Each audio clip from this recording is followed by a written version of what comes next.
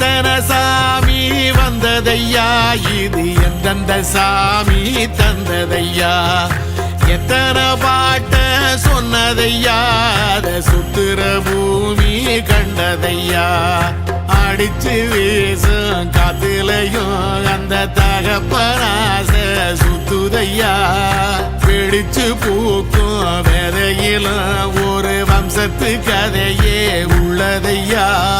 100 தலைமுறை சேர்ந்து செதுக்குன ஈர நலம் இது பாறையா,